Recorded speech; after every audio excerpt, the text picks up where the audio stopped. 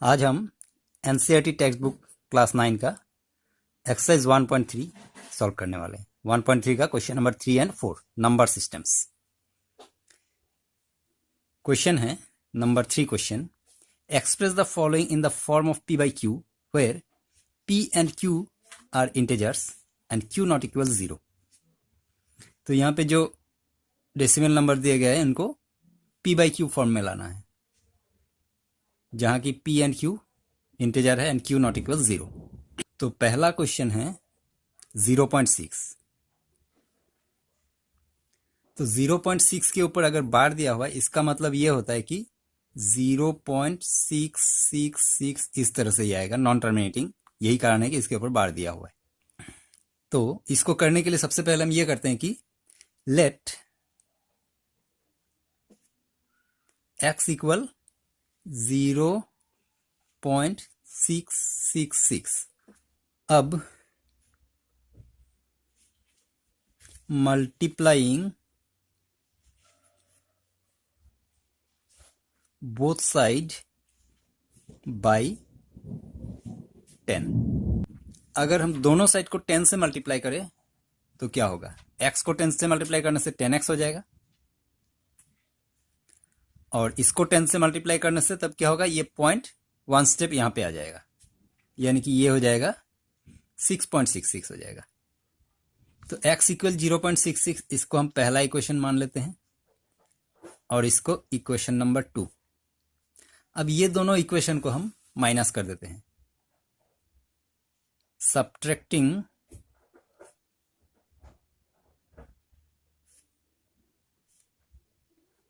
Equation 1 from 2। तो second equation जो है 10x है, 10x इक्वल 6.66, ये है सेकेंड इक्वेशन। इसमें से माइनस करना है फर्स्ट इक्वेशन, x इक्वल 0.66। अब यहां पे 6 माइनस करने से 0 आ जाएगा, 6 से 0 माइनस करने से 6, और 10x में से x यानी कि 1x माइनस करने से हो जाएगा 9x। अब 6.0 यानी कि 6 हो जाएगा, तो फिर x इक्वल 6/9। इसको कैंसिल आउट करने से 3 2 जा एंड 3 3 जा, x इक्वल 2/3। ये p by q फॉर्म में इस तरह से ये आ गया। अब इसमें एक सवाल ये हो सकता है कि हमने इसको 10 से क्यों मल्टीप्लाई किया? क्योंकि यहां पे पॉइंट के बाद 1 के ऊपर बार है, इसीलिए हमने इसको 10 से मल्टीप्लाई किया। अगर 2 के ऊपर बार होता तो 100 से मल्टीप्लाई करना है, 3 के ऊपर बार आएगा तो 1000 से मल्टीप्लाई करना है। ये मेथड है इसका। अब चलते हैं सेकेंड क्वेश्चन पे। सेकेंड क्वेश्चन है 0.47। इसमें 7 के ऊपर बार है, सिर्फ एक नंबर के ऊपर इसमें भी बार है, तो इसको भी हमें 10 से मल्टीप्लाई करना है। लेकिन सबसे पहले हम ये समझ लेते हैं कि 0.47 का मतलब क्या है। 0.47 का मतलब हो गया 0.4777, ये कंटिन्यू होता रहेगा, इसलिए 7 के ऊपर बार है।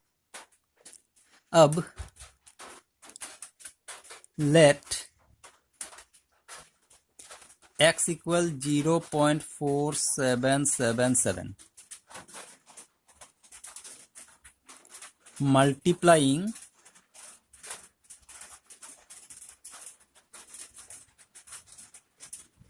Both side by 10। अब बोथ साइड 10 से मल्टीप्लाई करने से हो जाएगा 10x इक्वल, ये पॉइंट यहां पे आ जाएगा, 10 से मल्टीप्लाई करने से पॉइंट यहां पे आ जाएगा, तो फिर ये हो जाएगा 4.77। ये हो गया इक्वेशन नंबर 1, ये इक्वेशन नंबर 2। अब सब्ट्रैक्टिंग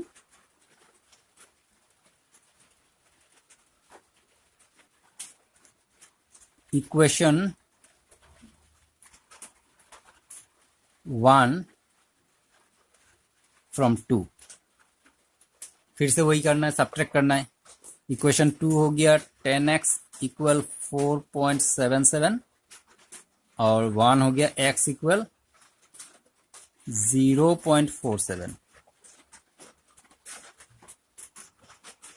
अब इसको माइनस करने से 7 से 7 माइनस करने से 0, 7 से 4 माइनस करने से 3 और 4 से 0 माइनस करने से 4, फिर 10x से x माइनस करने से 9x।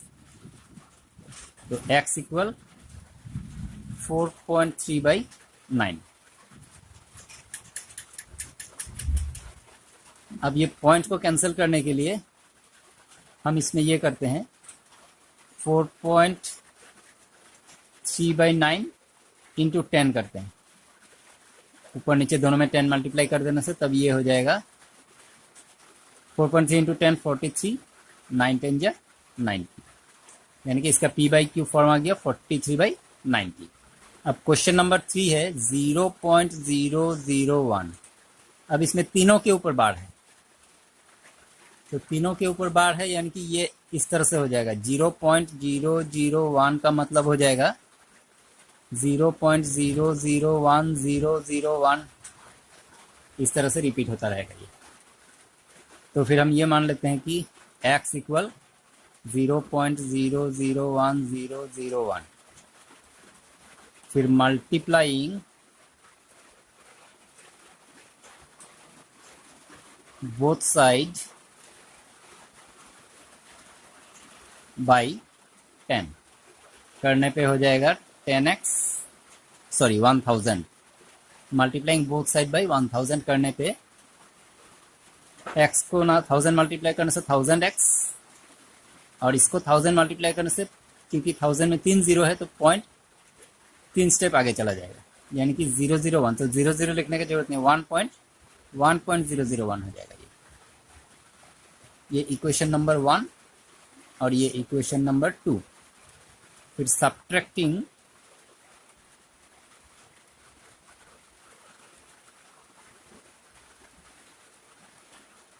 Equation 1 from 2। अब 2 में से 1 को सब्ट्रैक्ट करने से हो जाएगा 1000x इक्वल 1.001 और x इक्वल 0.001। तो ये 001 माइनस करने से 0 यानी कि 1.0 और 1000 से 1x माइनस करने से 999x, इसका मतलब x इक्वल 1/999। तो ये हो गया इसका p/q फॉर्म। अब चलते हैं क्वेश्चन नंबर 4 पे। 4 में है 0.999, इसको p/q फॉर्म में लाना है। Express 0.999 in the form of p/q. Are you surprised by your answer? With your teacher and classmates, discuss why the answer makes sense. अब इस आंसर में सरप्राइजिंग क्या है ये तो जब हम सॉल्व करेंगे तभी पता चलेगा। पहले तो हम इसको सॉल्व करके देखते हैं। मेथड वही रहेगा, लेट x इक्वल 0.999। तो 0.99 का मतलब एक्चुअली होता है 0.9 बार होता है, तो इसी को 0.99 हम लिखते हैं। अब 10x मल्टीप्लाइंग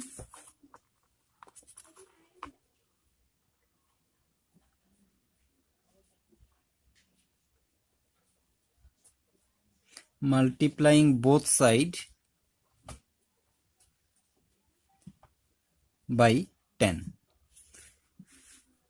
x को 10 मल्टीप्लाई करने से 10x हो जाएगा और इसमें 10 मल्टीप्लाई करने से पॉइंट यहाँ पे शिफ्ट हो जाएगा, यानी कि 9.9 हो जाएगा। 9.9 ये हो गया इक्वेशन नंबर 2 और इसको हम इक्वेशन नंबर 1 कर देते हैं। सब्ट्रैक्टिंग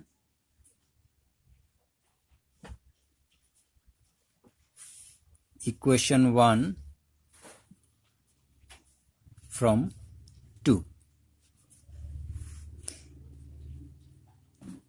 10x इक्वल 9.9, ये है इक्वेशन नंबर 2। इसमें से माइनस करना है x इक्वल 0.9। तो ये माइनस करने पे 9 से 9 माइनस करने से 0 आ जाएगा, 9 से 0 माइनस करने से 9, 10x से x माइनस करने से ये हो जाएगा 9x, यानी कि x इक्वल 9/9।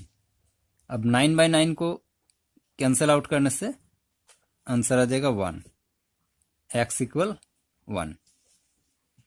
तो इसमें यही सरप्राइजिंग बात है। एक्चुअली 0.99 इसका ये मतलब होता है कि ये 1 से कम है, लेकिन जब हम इसको p/q फॉर्म में लाने की कोशिश करते हैं, सॉल्व करते हैं, तो आंसर आ जाता है 1।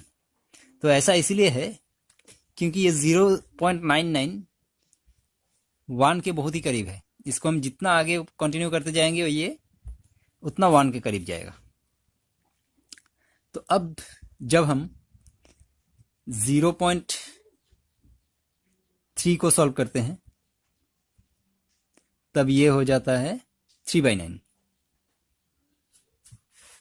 अगर हम 0.4 को सॉल्व करते हैं तो ये हो जाएगा 4/9। तो ऐसा हम जब तक इसको नंबर को इंक्रीज करते जाएंगे उसके नीचे बाय 9 लगते जाएगा। तो इसलिए जब ये 0.9 आता है तब ये 9/9 यानी कि 1 हो जाता है। तो जब भी कोई नंबर नॉन टर्मिनेटिंग होता है, नॉन टर्मिनेटिंग रिपीटिंग डेसिमल होता है, तो उसको 10 से मल्टीप्लाई करने पे उसको p/q फॉर्म में लाने के लिए बाय 9 करना होता है। अगर एक डिजिट है तो बाय 9, 2 डिजिट है तो बाय 99। इस तरह ये इसका शॉर्ट फॉर्म मेथड है। तो इसीलिए 9 होने से तब ये 9/9 कैंसिल आउट होके 1 हो जाता है, क्योंकि ये 9 के बहुत ही करीब है। तो यही इसमें सरप्राइजिंग है, कोई खास बात नहीं है इसमें।